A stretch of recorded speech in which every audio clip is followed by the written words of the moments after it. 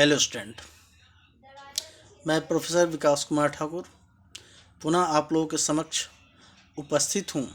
CTET से संबंधित कुछ काफ़ी महत्वपूर्ण प्रश्नों को लेकर के हैं, जो अधिकांश विद्यार्थियों के जो लोग बीएड कर रखे हैं या डीएलएड किए हैं और भावी भविष्य में शिक्षक बनना चाहते हैं, उनके भविष्य हेतु हो सकता है बहुत परीक्षा उन्होंने दिया हो, लेकिन पास होने के बावजूद भी उनकी इच्छा होती है कि मैं अच्छा रैंक ला सकूं। नेचुरली दोबारा हो, तीसरी बार हो, लोग कोशिश करते हैं कि अधिक से अधिक मैं मार्क्स ला सकूं। तो आपके लिए बहुत ही एक महत्वपूर्ण प्रश्न के साथ साथ उसका मैं आंसर भी बताऊंगा, जिससे कि आपके भावी भविष्य में ये जो परीक्षा है सीटेट की, इसमें आपको सफलता का पूर्ण गारंटी दिला सकती है। आज हम लोग अपठित गद्यांश, जिसको अनसीन प्रोज या अनसीन पैसेज भी कहते हैं, हम लोग इसको सिर्फ प्रश्न ही नहीं, प्रश्न पत्र के अपठित गद्यांश पर आधारित 9 प्रश्न पूछे जाते हैं। सबसे पहले आपको ये जानकारी होनी चाहिए कि इससे संबंधित 9 प्रश्न पूछे जाते हैं।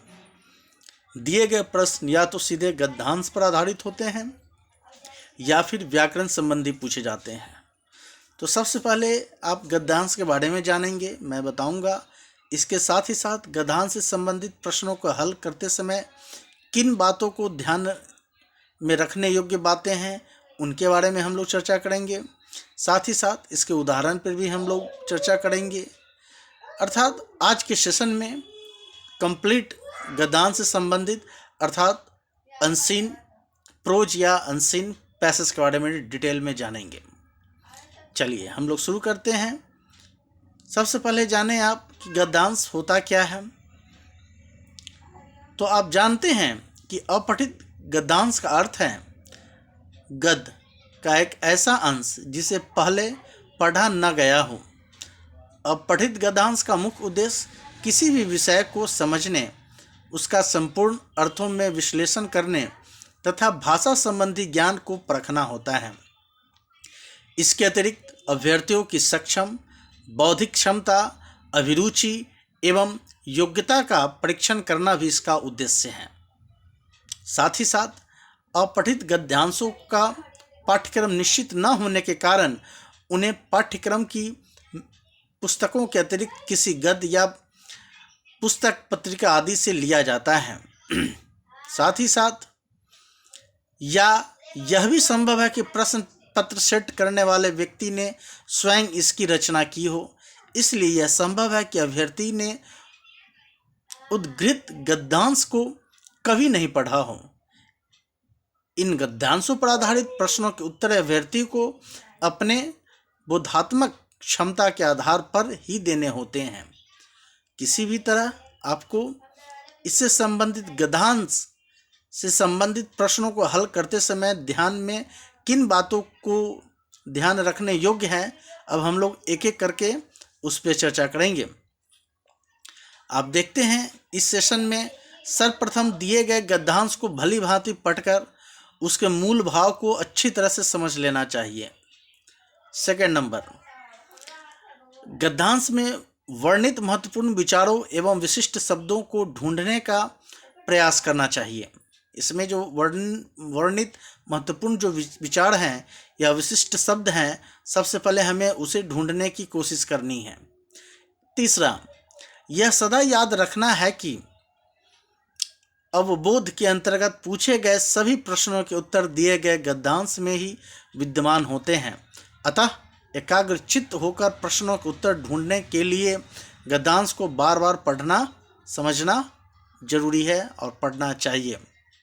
साथ ही साथ प्रायः ये देखा जाता है कि अवबोध के प्रश्नों के गद्यांश के शीर्षक संबंधी प्रश्न भी पूछे जाते हैं। इसलिए अभ्यर्थी को गद्यांश में निहित केंद्रीय भाव में भली भांति समझ लेना चाहिए। साथ ही साथ CTET में अवबोधात्मक प्रश्नों के साथ साथ दिए गए गद्यांश से कुछ शब्दों का अर्थ भी पूछे जाते हैं। इस तरह से आप देखते हैं कि ऐसे प्रश्नों का उत्तर देते समय याद रखना चाहिए कि शब्दों के अर्थ दिए गए गद्यांश के अनुकूल हो। एक ही शब्द के कई अर्थ होते हैं और यह आवश्यक नहीं है कि इसके अंतर्गत अर्थों का उपयोग किया गया गद्यांश में हुआ हो। जिस विशेष अर्थ का उपयोग उसमें हुआ हो वही उत्तर सही होगा। तो इन कुछ बिंदुओं को आपको विशेष ध्यान रखने की आवश्यकता है। एक दो पॉइंट को मैं और चर्चा कर देता हूं कि गद्यांश पढ़ते समय सदैव रेखांकित पंक्तियों या शब्दों को ध्यानपूर्वक पढ़ना चाहिए। और एक लास्ट में बता रहा हूं जो वेरी इंपॉर्टेंट है कि प्रश्न पत्र में पूछे जाने वाले व्याकरण संबंधी प्रश्नों को हल करने के लिए अभ्यर्थियों को व्याकरण का सामान्य ज्ञान होना अति आवश्यक है। जब तक सामान्य ज्ञान मजबूत नहीं रहेगी तब तक आपको कुछ समस्याओं का सामना करना पड़ सकता है। इसलिए व्याकरण का सामान्य ज्ञान होना अति आवश्यक माना गया है।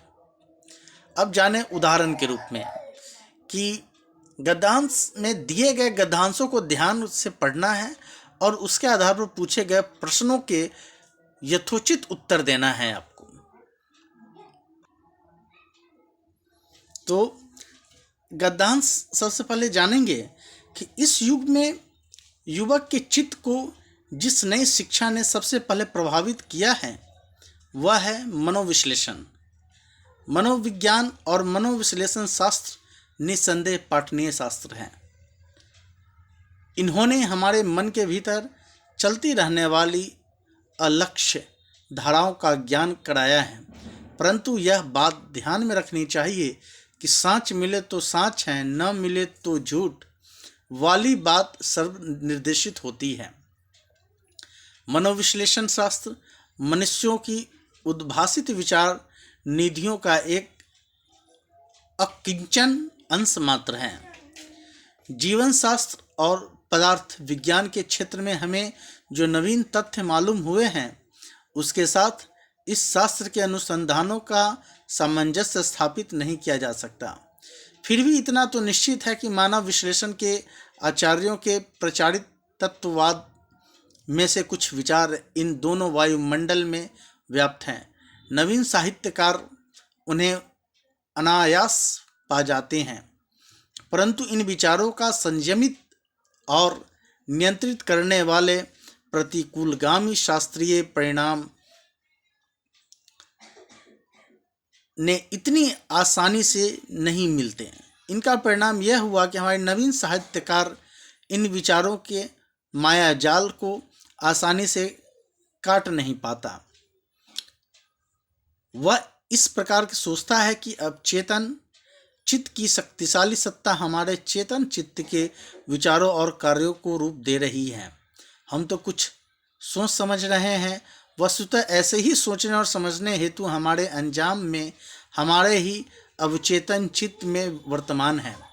और यह भी हम सोच रहे हैं और समझ रहे हैं कि हमारे सोच समझ रहे हैं।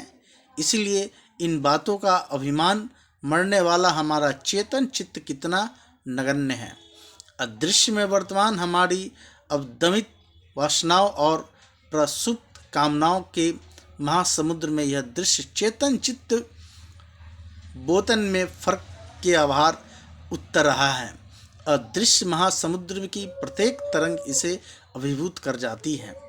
अब हम लोग जानेंगे कैसे ये हमारे चेतन वित्त जो है वो चित्त के विचारों और कार्यों को कैसे कार्य करती है। हमारी चिंतन पद्धति रूप दे रही है। सेकंड, हमारी भावनाएं रूप दे रही हैं। थर्ड, हमारी अवचेतन चित्त की शक्तिशाली सत्ता ही रूप देती है। और लास्ट, हमारा चेतन चित्त रूप दे रहा है। तो ये प्रश्न है गद्यांश के। अब हम इसके उत्तर के बारे में चर्चा करेंगे, इसका क्या उत्तर होना चाहिए। और आप लोग को ये उम्मीद भी होगा कि गद्यांश में हम क्या उत्तर इसका पाएंगे। तो आप देखेंगे कि गद्यांश में यह स्पष्ट किया गया है कि मनुष्य किसी कार्य को करने अथवा लक्ष्य तक पहुंचने में जो कुछ विचार विमर्श करता है वह केवल अवचेतन चित्त द्वारा चेतन चित्त को दिए गए निर्देशों के द्वारा ही होता है। अतः तीसरा जो अभी हमने बताया कि हमारे अवचेतन चित्त की शक्तिशाली सत्ता ही रूप देती है, इसका सही उत्तर मात्र ये होगा। तो इस तरह से आप देखते हैं कि अपठित गद्यांश या अनसीन प्रोज या अनसीन पैसेज को कैसे जानते हैं। हम लोग गद्यांश के बारे में जाना, गद्यांश से संबंधित उदाहरण के साथ जाना, और साथ ही साथ इसका उत्तर क्या होगा, कैसे इसका हम सही उत्तर जान पाएंगे, इसके बारे में जाना। तो आज के सेशन में यहीं समाप्त करता हूँ। आशा करता हूँ कि जो आप लोग के प्रश्न होंगे मुझे कमेंट के माध्यम से या कॉल करके भी आप मुझसे जान सकते हैं, या समझ गए होंगे। तब भी कुछ समझना हो तो आप कमेंट के माध्यम से पूछ सकते हैं। जय हिंद।